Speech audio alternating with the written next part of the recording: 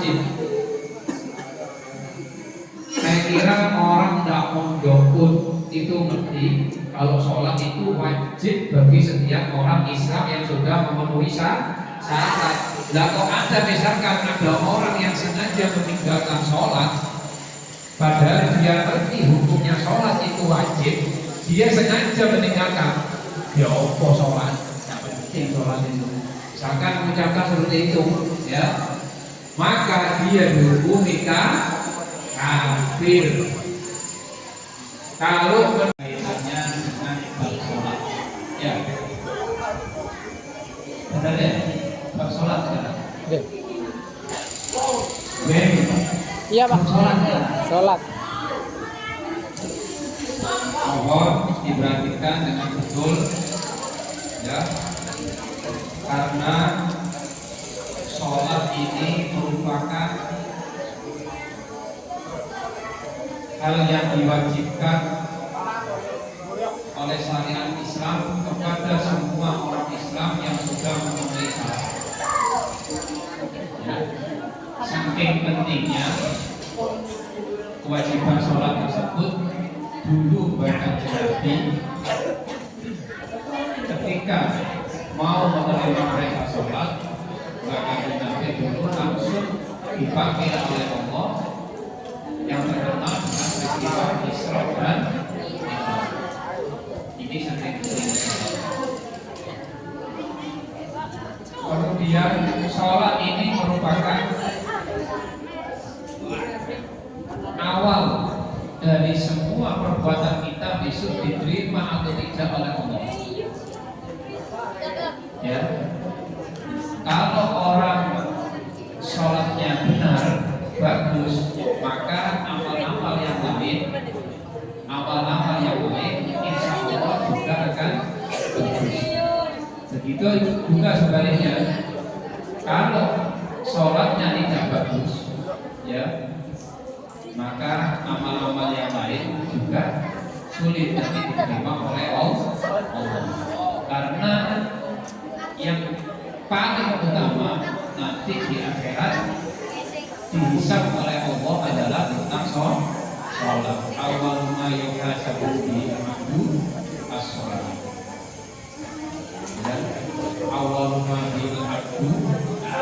Awalnya yuhasabu bihi abdu as-sholat. Jadi tolong diperhatikan tentang sholat ini.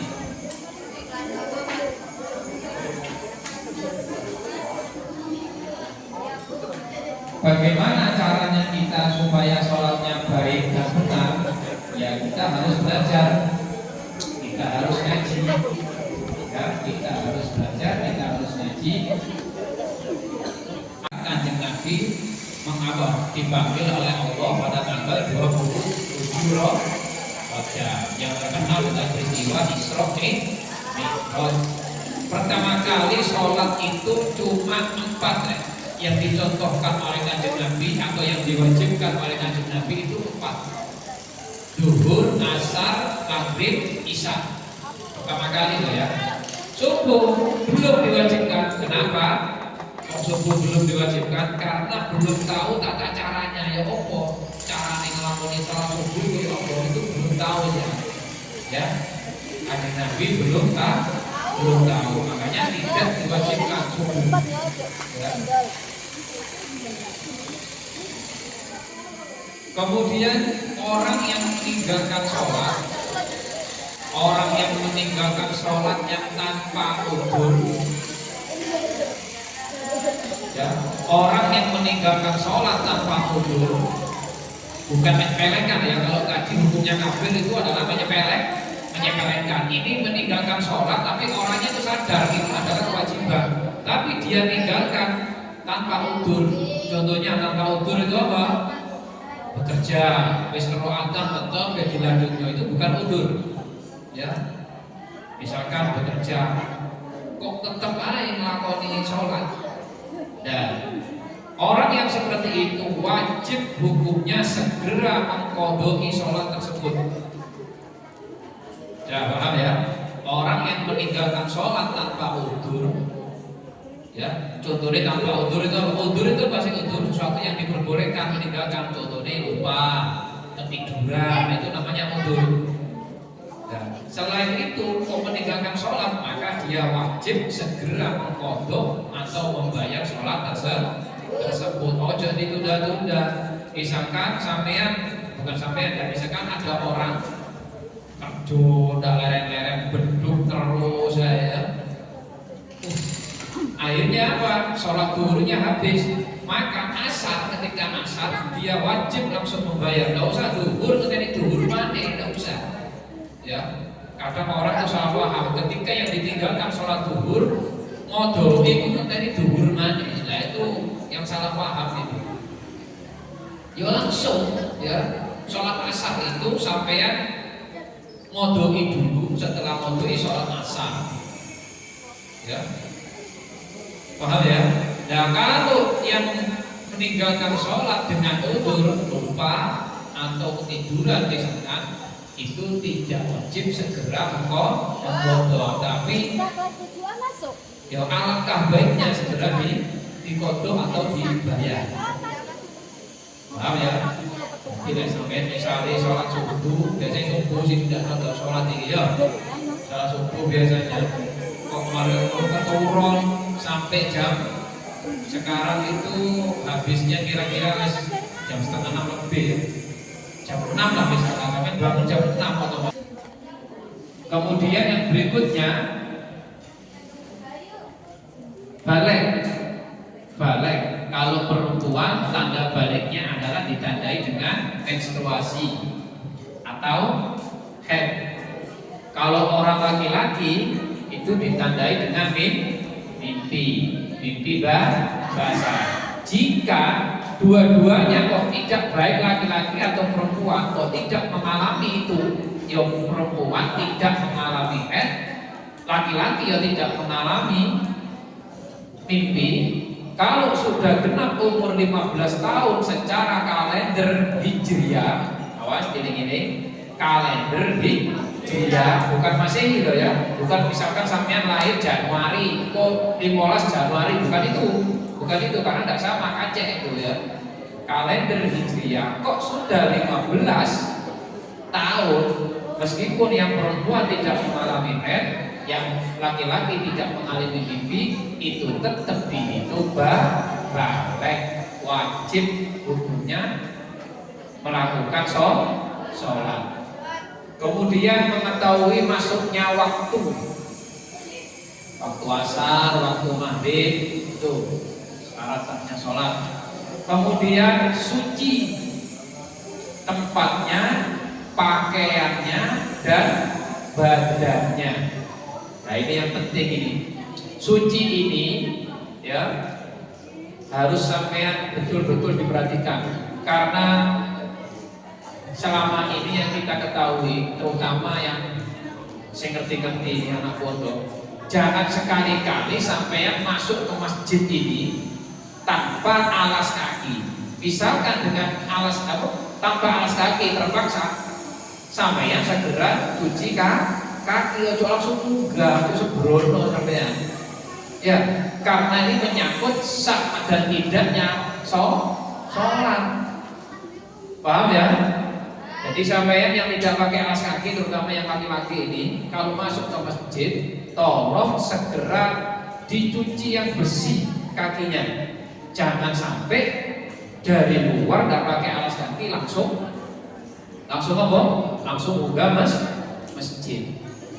Misalkan sampean kok najis, masuk masjid, najis digunakan sholat orang tersebut tidak sah, maka yang menanggung dosanya adalah sampean. Belum sampean nanggung dosa sampai nikahi. Dosane dhewe terus diampuni, malah ditambahi nanggung dosane orang lain. Nah itu gara-gara mau sembrono. Pakaian juga sama. Jangan pakaian itu campur aduk. Mari digawe rongan gawe sholat. Jangan. Ya, harus dibedakan. Buat main, buat sholat, buat tidur itu bedakan bajunya. Jangan campur-campur. Kemudian syaratnya adalah menghadap kiblat. Ini kalau sholat normal, karena ada sholat-sholat yang tidak normal, ada sholat itu sijdatul khauf dan lain sebagainya. Itu kalau normal, orang itu harus menghadap, sholatnya harus menghadap kiblat. Kalau tidak menghadap kiblat, ya sholatnya tidak sah. Sampai sholatnya madhep kidul misalnya, tidak sah namanya. Ya. Nah itu syarat sahnya orang melakukan sholat. Kemudian sekarang rukun-rukunnya sholat. Mas perhatikan ya, ini rukun. Apa Pak bedanya rukun dengan syarat? Kalau syarat itu adalah sesuatu yang harus sampean lakukan sebelum melakukan sesuatu, itu namanya syarat. Saya ulangi, syarat adalah sesuatu yang harus dilakukan sebelum melakukan sesuatu. Sedangkan rukun sesuatu yang harus dilakukan ketika melakukan sesuatu. Itu namanya rukun. Kalau syarat sebelum, kalau rukun ketika sesuatu yang harus dilakukan ketika melakukan sesuatu, itu adalah rukun. Nah, rukun sholat itu ada 17. Ini saya ambil dari kitab Safina ya. Sebenarnya kalau yang ringkas itu ada 13, ada yang 14. Ini yang versi lengkapnya 17. Perhatikan, arkanus sholati sab'ata asyar. Rukun-rukun sholat ada 17. Al-awwalu, yang pertama, an-niyatu, niat. Nah, itu niat ya. Yang pertama itu niat.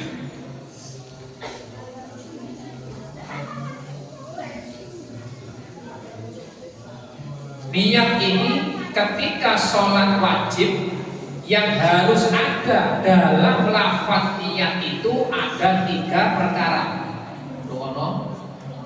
Kalau sholat wajib yang ada dalam niat tersebut itu ada 3 perkara. Yang pertama al-fi'lu.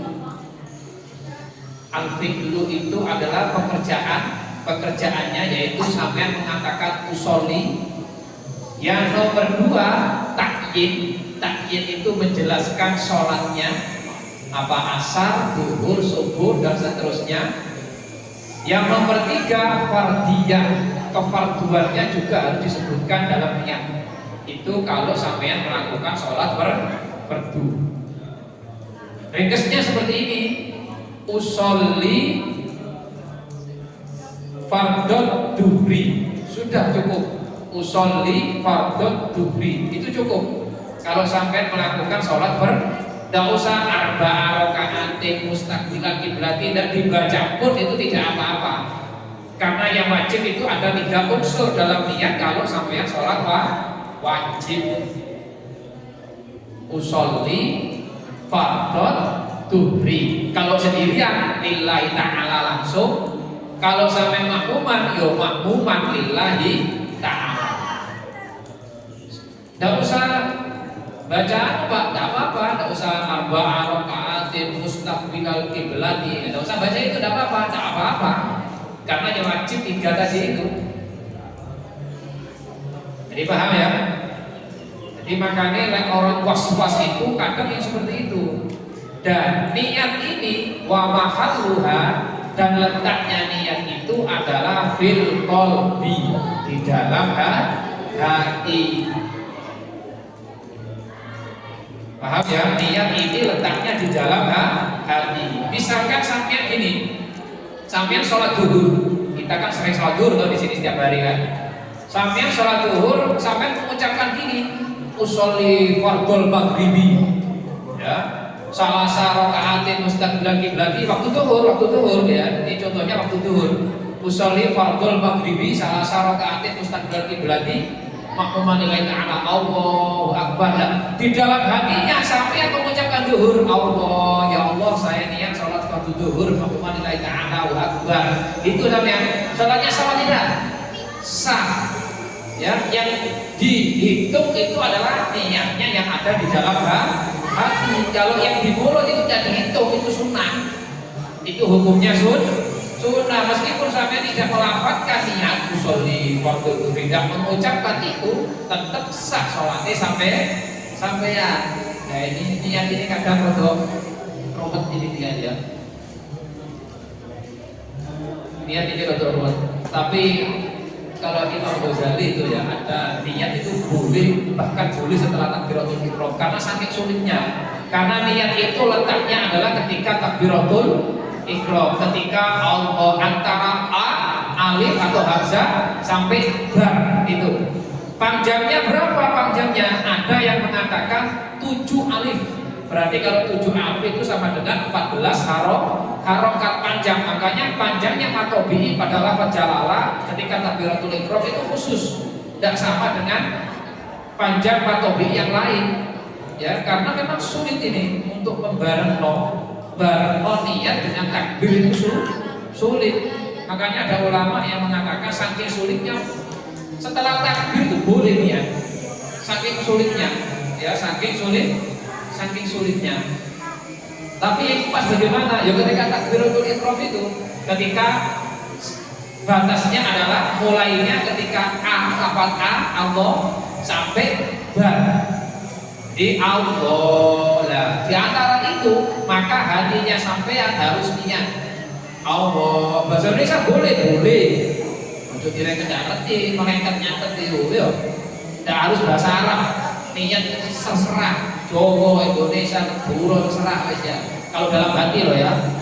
Kalau yang diucapkan ya menggunakan bahasa Arab. Ojo Madura, ya sisi kayak jamaah rusak nanti ya. Aku tidak bisa praktek bahasa Madura masalahnya. Paham ya? Jadi niat itu letaknya di mana? Di mana? Di hati ketika takbiratul ihram, ketika Allahu Akbar. Itu itu panjangnya itu ada yang mengatakan 7.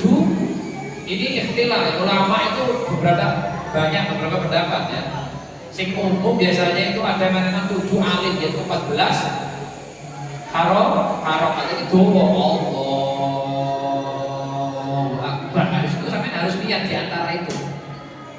Saya niat sholat fardu zuhur Alhamdulillah ta'ala bar.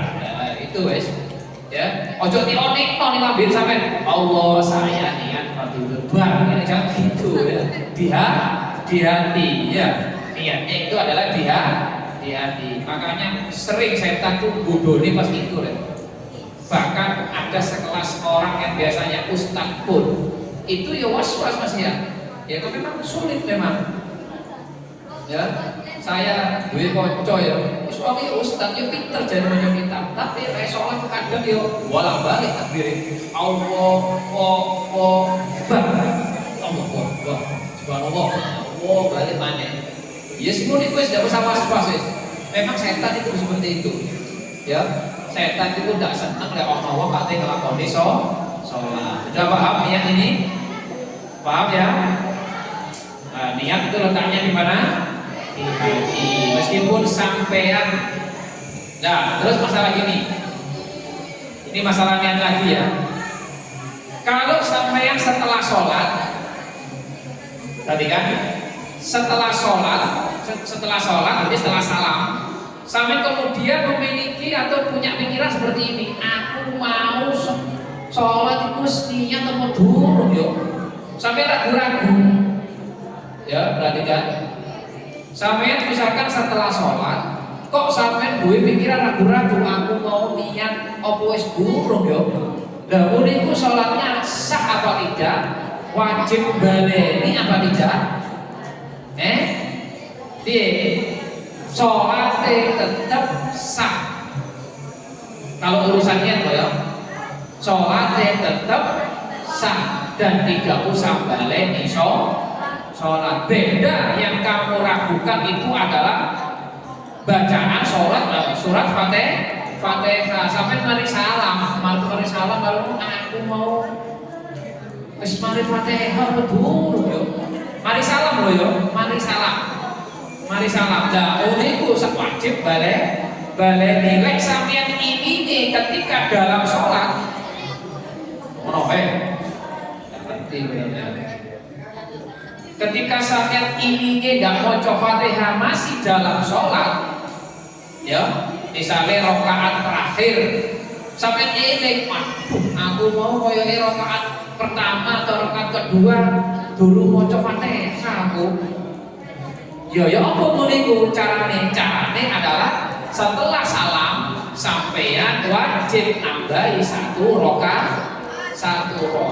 Itu kalau Fatihah sing sampeyan ragukan ketika dalam sholat nggak usah baleni, sampeyan cukup nambahi satu rakaat kalau masih di dalam sholat sampeyan ini itu. Kalau sudah salam wis bar sampeyan kok ragu-ragu aku mau wis maca Fatihah apa urung ya, tapi di luar sholat sampai sudah salam, artinya sampai sudah salam, jadi di luar sholat, maka sampai wajib baleni sholat. Sudah paham? Ya, kalau niat apa niat tadi tidak usah baleni sholat, tetapi sholatnya sudah sah. Ini masih pertama, ini rukun yang pertama. Nah, jadi keterangan itu boleh ya. Boleh bodoh, tidak mari ini rumah itu. Asani yang kedua, takbiratul ihram.